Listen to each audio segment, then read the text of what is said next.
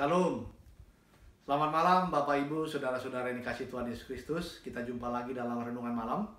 Firman Tuhan untuk kita pada malam hari ini diambil dari Efesus pasal 4 ayat yang ke-8 sampai dengan ke-20. Sebelum kita membaca firman Tuhan, marilah kita berdoa. Terima kasih Allah Bapa di surga yang kami kenal di dalam nama anak Tuhan Yesus Kristus. Kami akan mendapatkan firman Tuhan pada malam hari ini Tuhan. Turunkanlah Roh Kudus besertakan pada kami pada malam hari ini, supaya firman tersebut menjadi firman yang hidup dan kami dapat mengerti dan menjalankannya dalam kehidupan kami. Di dalam nama anak-Mu Tuhan Yesus Kristus, kami telah berdoa dan mengucap syukur. Amin.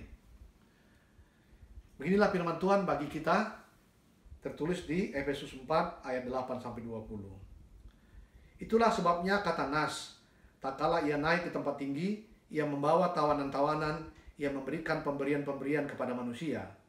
Bukankah ia telah naik, berarti bahwa ia juga telah turun ke bagian bumi yang paling bawah. Ia yang telah turun, ia juga yang telah naik jauh lebih tinggi daripada semua langit untuk memenuhkan segala sesuatu. Dan ialah yang memberikan baik rasul-rasul maupun nabi-nabi, baik pemberita-pemberita Injil maupun gembala-gembala dan pengajar-pengajar, untuk melengkapi orang-orang yang kudus bagi pekerjaan pelayanan, bagi pembangunan tubuh Kristus, sampai kita semua telah mencapai kesatuan iman dan pengetahuan yang benar tentang anak Allah, kedewasaan penuh dan tingkat pertumbuhan yang sesuai dengan kepenuhan Kristus. Sehingga kita bukan lagi anak-anak yang diombang-ambingkan oleh rupa-rupa angin pengajaran, oleh permainan palsu manusia dalam kelicikan mereka yang menyesatkan. Tetapi dengan teguh berpegang kepada kebenaran di dalam kasih kita bertumbuh di dalam segala hal ke arah Dia, Kristus yang adalah kepala. Daripadanya lah seluruh tubuh yang tersusun rapi dan diikat menjadi satu oleh pelayanan semua bagiannya, sesuai dengan kadar pekerjaan tiap-tiap anggota, menerima pertumbuhannya dan membangun dirinya dalam kasih. Sebab itu kukatakan dan kutegaskan ini kepadamu di dalam Tuhan, jangan hidup lagi sama seperti orang-orang yang tidak mengenal Allah, dengan pikirannya yang sia-sia dan pengertiannya yang gelap, jauh dari hidup persekutuan dengan Allah, karena kebodohan yang ada di dalam mereka dan karena kedegilan hati mereka. Perasaan mereka telah tumpul, sehingga mereka menyerahkan diri kepada hawa nafsu dan pengajaran dengan serakah segala macam kecemaran. Tetapi kamu bukan demikian, kamu telah belajar mengenal Kristus. Demikian jauh firman Tuhan. Bapak Ibu, saudara-saudara yang dikasihi Tuhan Yesus Kristus, renungan pada malam hari ini kami beri judul, sebagai anggota tubuh Kristus, kita adalah manusia baru.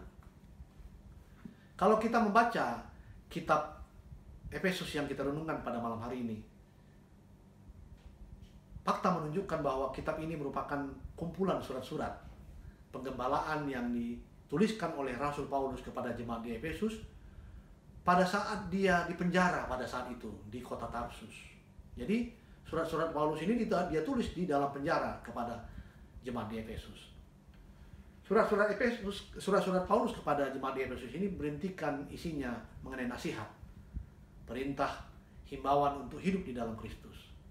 Paulus mengajak jemaat di Efesus untuk hidup menurut rencana Tuhan, karena seluruh alam, baik yang di surga maupun yang ada di bumi, sesungguhnya sudah menjadi satu bagian dengan Kristus sebagai kepala.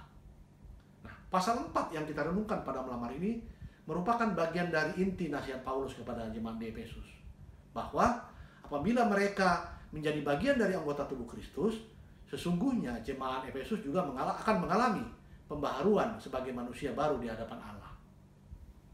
Bapak Ibu, saudara-saudara yang dikasihi Tuhan Yesus Kristus, bagaimana dengan kita saat ini di zaman perjanjian baru yang sudah mengenal Kristus adalah juru selamat kita? Bagaimana pula kita dapat menjadi anggota tubuh Kristus sekaligus mengalami pembaharuan menjadi manusia yang baru di hadapan Tuhan? Ada beberapa hal yang perlu kita perhatikan. Yang pertama, kita wajib percaya bahwa Yesus Kristus telah naik ke surga dan Ia telah mengalahkan kematian, dan bahwa sesungguhnya dengan kasih karunia-Nya sejak dunia diciptakan, berita keselamatan yang dari Allah dalam diri anaknya yang tunggal yaitu Kristus tersebut telah diberitakan kepada manusia sejak dahulu kala melalui perantaran para nabi-nabi, rasul, para pemberita Allah, gembala jemaat, dan para pengajar-pengajar. Yang kedua, melalui pengajaran para nabi-nabi, rasul, para pekerja Allah, dan para pengajar-pengajar, maka diharapkan kita semua akan mencapai suatu kesatuan dalam iman. Pengetahuan yang benar tentang Yesus Kristus, di mana kita telah menjadi bagian dari tubuh Kristus. Karena apa? Karena Ia adalah kepala bagi kita. Kita tersusun rapi sesuai dengan kadar dan talenta kemanusiaan kita sebagai anggota tubuh Kristus. Yang berikutnya adalah sebagai anggota tubuh Kristus dan mengenal serta percaya mengimani bahwa Ia adalah juru selamat kita, janganlah kita hidup sama seperti orang yang tidak mengenal Allah. Bahkan lebih mengutamakan pikiran kita sendiri, tetap dalam kegelapan. Yakinlah dan percayalah, keselamatan hanya ada di dalam Kristus. Itulah yang memungkinkan kita menjadi bagian dari anggota tubuh Kristus. Tidak ada cara lain, Bapak, Ibu, Saudara-saudara sekalian. Sebagai anggota tubuh Kristus, sekaligus manusia baru di hadapan Tuhan, pembaharuan diri melalui persekutuan yang intim terus-menerus dengan Tuhan, dengar-dengaran akan firman Tuhan, menjauhi larangan Tuhan, tidak mengeraskan hati atau mengikuti kemauan diri sendiri dan dunia ini, yang mana hanya akan membawa kita dalam kebodohan di hadapan Allah. Sesungguhnya itulah yang harus kita lakukan.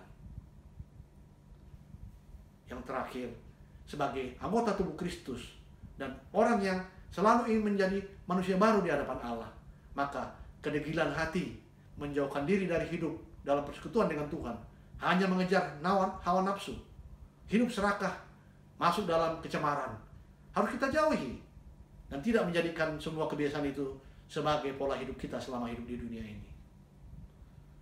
Saudara-saudara yang dikasihi Tuhan Yesus Kristus, inilah renungan untuk kita pada malam hari ini. Apakah menjadi anggota tubuh Kristus dan menjadi manusia yang baru itu menjadi sesuatu yang sulit untuk kita lakukan dan kita terapkan selama kita hidup di dunia ini? Kami pikir itu bukan hal yang sulit, karena kita harus percaya dan yakin bahwa Yesus Kristus adalah Tuhan dan Juru Selamat kita. Harus percaya dan yakin. Karena apa? Karena Tuhan Yesus Kristus adalah Allah yang tidak bermula dan tidak berakhir. Ia adalah kekal, pencipta segala sesuatu. Dan yang berikutnya adalah kita harus hidup sesuai dengan keinginan Tuhan, senantiasa bersedia diperbarui oleh Tuhan, tidak mengeraskan hati dan mengikuti kemauan dunia ini yang akan hancur menurut keinginannya sendiri. Yang terakhir adalah mengimani bahwa sebagai anggota tubuh Kristus dan manusia yang baru di hadapan Allah, janji keselamatan adalah milik kita kelak bersama dengan seluruh orang-orang yang percaya yang juga menjadi bagian dari tubuh Kristus yang tersusun rapi. Apa itu? Hidup kekal bersama dengan Tuhan kelak di surga. Inilah renungan bagi kita pada malam hari ini. Kiranya firman Tuhan boleh tetap hidup dalam kehidupan kita, bersamai dalam hati kita, dan iman kita boleh semakin dikuatkan. Amin. Mari kita berdoa. Terima kasih Tuhan Yesus Kristus, Engkau sungguh baik mengajarkan kepada kami pada malam hari ini bahwa kami adalah anggota tubuh Kristus. Pada saat kami tersusun rapi sebagai anggota tubuh-Mu ya Tuhan, kami akan menjadi manusia baru dan senantiasa akan diperbaharui. Inilah firman Tuhan yang kami renungkan pada malam ini Tuhan. Mampukanlah kami mengimaninya supaya bisa kami jalankan dan kami terapkan dalam kehidupan kami sehari-hari. Terima kasih Bapa di surga, terima kasih Tuhan Yesus Kristus, terima kasih Roh Kudus. Amin. Selamat malam untuk kita semua. Selamat beristirahat. Tuhan Yesus memberkati.